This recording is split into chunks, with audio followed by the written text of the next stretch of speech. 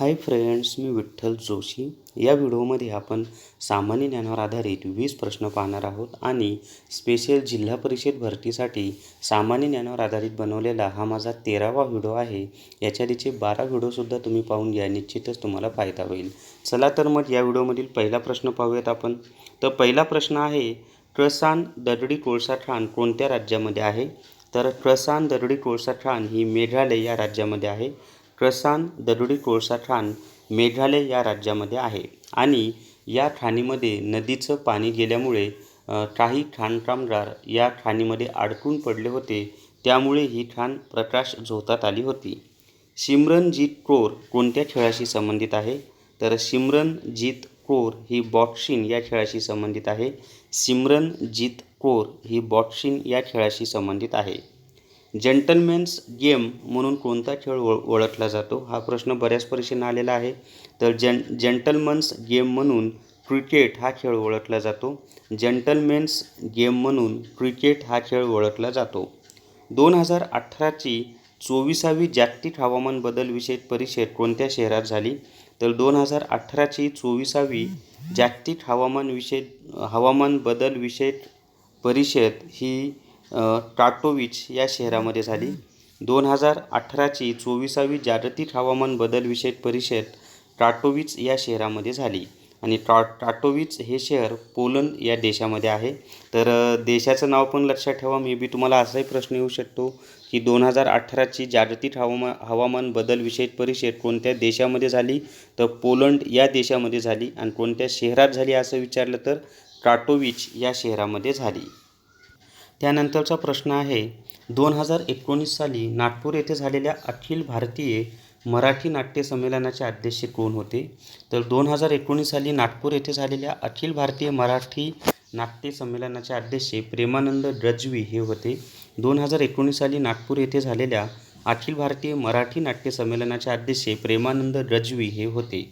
भारतातील पहिले अल्पसंख्याक कौशल्य विकास विद्यापीठ कोठे उभारले जाणार आहे? तर भारतातील पहिले अल्पसंख्याक कौशल्य विकास विद्यापीठ औरंगाबाद या ठिकाणी उभारले जाणार आहे. औरंगाबाद या ठिकाणी भारतातील पहिले अल्पसंख्याक कौशल्य विकास विद्यापीठ उभारले जाणार आहे. सध्या नालंदा विद्यापीठाचे कुलपती कोण आहेत? तर डॉक्टर विजय भाटकर हे नालंदा विद्यापीठाचे कुलपती आहेत. डॉक्टर विजय भाटकर हे सध्या नालंदा विद्यापीठाचे कुलपती आहेत. त्यांच्या आधी अमर्त्य सेन हे नालंदा विद्यापीठाचे कुलपती होते आणि डॉक्टर विजय भाटकर यांनी भारतातील पहिला सुपर कॉम्प्युटर निर्माण केला सिडॅक या कंपनीमार्फत. त्यानंतरचा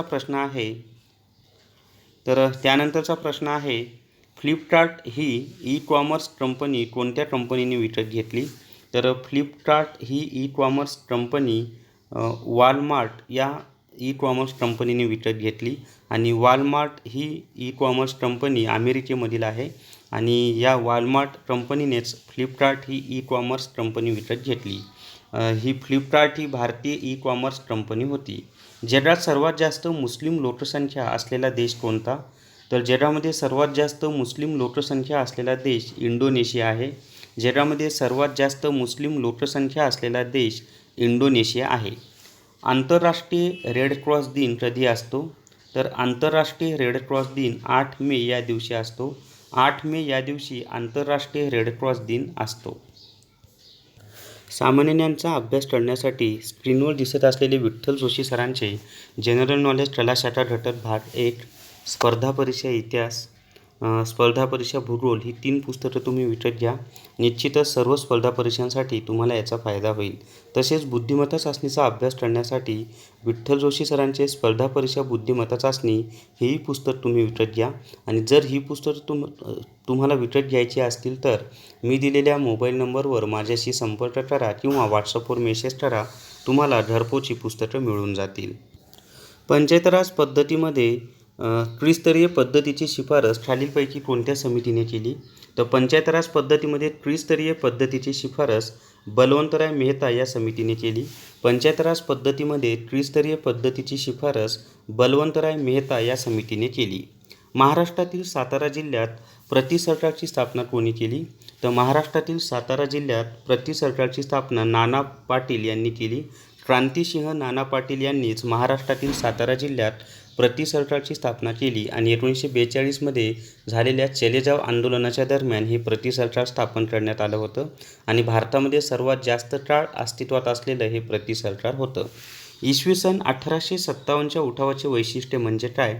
तर इसवी सन 1857च्या उठावाचं वैशिष्ट्य म्हणजे हिंदू मुस्लिम ऐक्य हे होय, की हिंदू मुस्लिम ऐक्य हे 1857च्या उठावाचं महत्त्वाचं वैशिष्ट्य आहे, की हिंदू आणि मुस्लिम दोघेही खांद्याला खांदा लावून लढले आणि त्यामुळेच 1857च्या उठावानंतर ब्रिटिशांनी फोडा व झोडा या नीतीचा वापर केला. म्हणजेच हिंदू आणि मुस्लिम यांच्यामध्ये फूट पाडा आणि भारतावर राज्य करा या नीतीचा त्यांनी वापर केला. खालीलपैकी कोणती संकल्पना पंचायत राज या संकल्पनेशी संबंधित नाही? तर दिलेल्या पर्यायापैकी जिल्हा विभागीय गाव समित्या ह्या पंचायत राज या संकल्पनेशी संबंधित नाहीत. तर दिलेल्या पर्यायापैकी विभागीय गाव समित्या पंचायत राज या संकल्पनेशी संबंधित नाहीत. त्यानंतरचा प्रश्न आहे, सरपंच आपल्या पदाचा राजीनामा कोणाकडे सोपवितात? तर सरपंच आपल्या पदाचा राजीनामा सभापती पंचायत समिती यांना सोपवितात. पंचायत समितीच्या सभापतींना सरपंच आपल्या पदाचा राजीनामा सोपवित असतात. त्यानंतरचा प्रश्न आहे, महाराष्ट्रातील जिल्हा परिषदेच्या मुख्य कार्यकारी अधिकाऱ्याची नियुक्ती कोण करतो? तर महाराष्ट्रातील जिल्हा परिषदेच्या मुख्य कार्यकारी अधिकाऱ्याची नियुक्ती राज्य सरकार करतो. राज्य सरकार महाराष्ट्रातील जिल्हा परिषदेच्या मुख्य कार्यकारी अधिकाऱ्याची नियुक्ती करतो. जिल्हा परिषदेत एकूण किती समित्या असतात?